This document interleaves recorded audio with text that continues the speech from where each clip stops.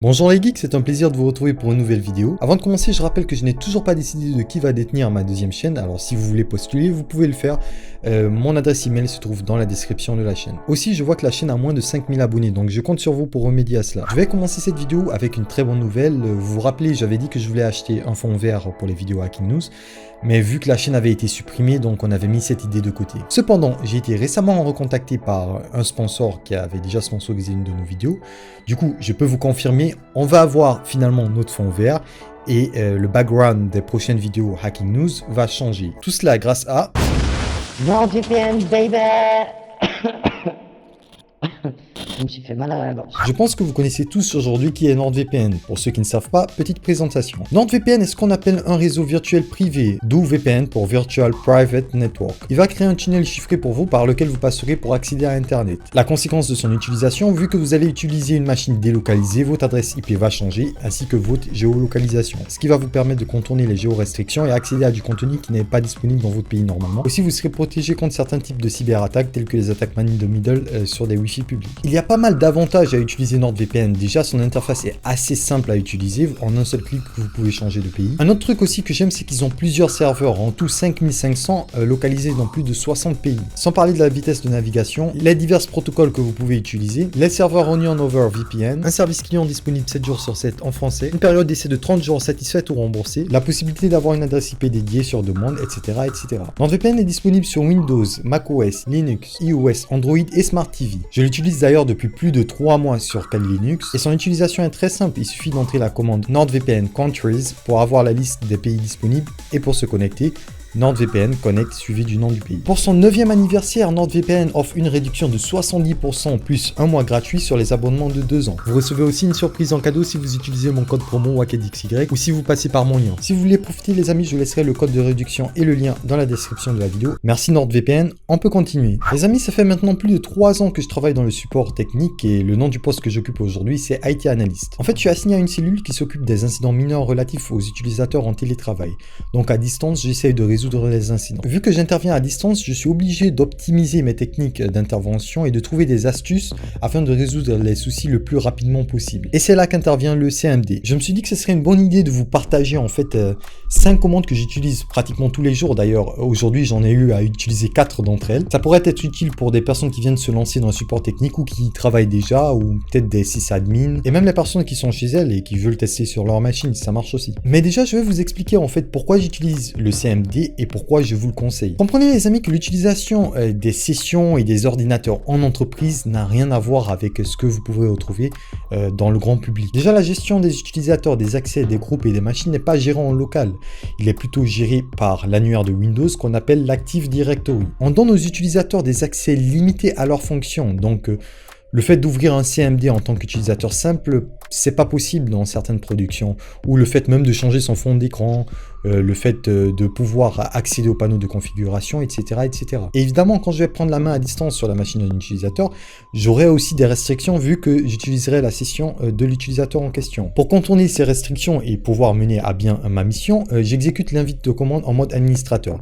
Évidemment, j'ai un nom d'utilisateur et un mot de passe admin. Et dès là, je deviens maître du système. La deuxième raison pour laquelle je conseille le CMD, c'est que même si vous avez accès en mode graphique et que vous avez des privilèges avancés, le fait de passer par l'invite de commande va vous permettre de gagner en temps sur certaines tâches. Et la troisième raison, et ça c'est l'expérience qui parle, c'est que vous paraîtrez maîtriser en fait votre domaine en face de l'utilisateur vu que ça sera un novice. De plus, ça vous fera paraître plus cool. Sans plus tarder, je vais vous donner mon top 5 des commandes que vous pouvez utiliser afin d'apporter du support technique sur une machine. Je suis persuadé que pas mal d'entre vous connaissent déjà ces commandes, mais c'est juste que vous ne savez pas quand les utiliser ou que peut-être vous vous dites que ça ne sert pas à grand chose. C'est pour cela que je vais vous expliquer quand, comment et pourquoi je les utilise. Let's go!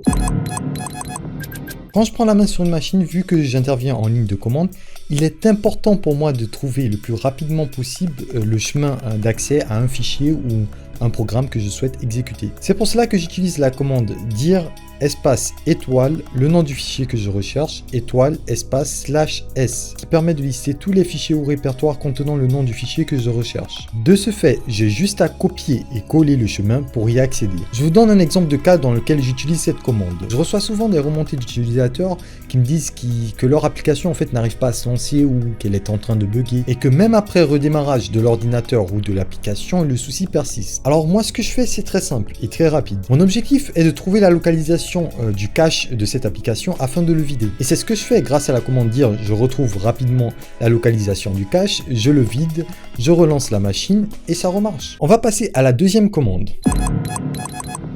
Je reçois des fois des remontées d'utilisateurs qui se plaignent d'avoir des soucis sur leur machine suite à une mise à jour Windows ou suite à un arrêt brusque de la machine. Et moi, quand on me dit ça, je pense directement à un truc. Je me dis, il y a certainement un ou des fichiers système qui ont été corrompus. Pour effectuer un scan et réparer les fichiers système, je lance la commande sfc espace /scan now. Le temps de résolution dépendra du nombre de fichiers corrompus, mais je vous le dis, ça marche.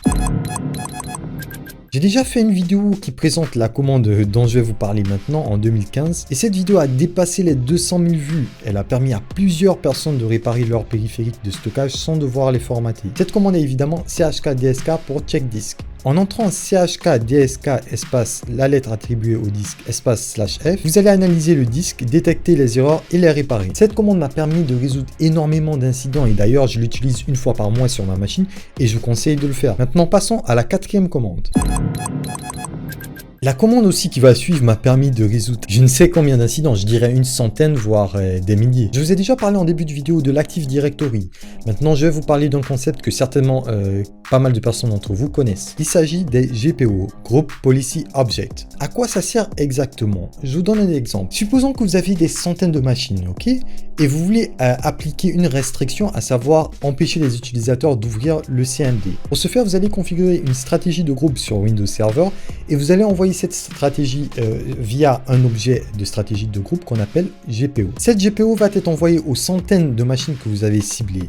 Cependant, elle ne va pas être appliquée à toutes ces machines. Il y aura des erreurs d'implémentation sur certaines. Du coup, pour forcer l'installation de cette stratégie de groupe, on va utiliser la commande gpupdate espace /force. Mais ce n'est pas que dans ce genre de situation que vous pouvez l'utiliser. Je vous donne un autre exemple. Je reçois parfois des utilisateurs qui me disent qu'ils ont fait une demande d'accès à un fichier partagé. L'accès leur a été donné, mais quand ils essayent d'accéder au fichier ou au répertoire, ils reçoivent un message d'erreur qui dit qu'ils n'ont pas les accès nécessaires. Donc ce que je fais pour forcer en fait la machine à comprendre qu'il a les accès maintenant, je lance gpupdate /force, je redémarre la machine et c'est bon. Là je vous ai donné que deux exemples, mais le conseil que j'ai à donner pour ceux qui font du support technique, appliquez une mise à jour des stratégies de groupe, peu importe l'incident que vous traitez. Et maintenant, on passe à la dernière commande. Pour cette commande, j'aurais pu faire une vidéo spécialement dédiée parce qu'elle va prendre plusieurs valeurs et va vous permettre de résoudre un tas d'incidents. La commande cmsdt.exe espace /id suivi de l'id de la maintenance que vous souhaitez effectuer. Par exemple, ça peut vous aider à résoudre des soucis de réseau, des soucis relatifs au son, relatifs à la batterie. Bref, il y a une dizaine de commandes que vous pouvez lancer. Je vous laisserai toutes les commandes dans la description de la vidéo, évidemment. Voilà les amis, c'est ainsi que s'achève cette vidéo. C'était le top 5 des commandes que j'utilise dans pratiquement tous les jours et j'espère que cette vidéo vous aura plu. Comme d'hab, hackez-moi les pouces bleus, laissez-moi vos impressions en commentaire, abonnez-vous à la chaîne si vous ne l'êtes pas déjà. Je tiens à remercier aussi le sponsor du jour, NordVPN. Je vous rappelle que je vous laisse le lien dans la description de la vidéo ainsi que le code de réduction. Une fois de plus, vous pouvez profiter de 70% de réduction ainsi qu'un mois gratuit sur un abonnement de 2 ans, donc faudra en profiter. Bref, je vous dis à la vidéo prochaine les amis, c'était WakedXY pour vous servir comme d'habitude. Allez, ciao!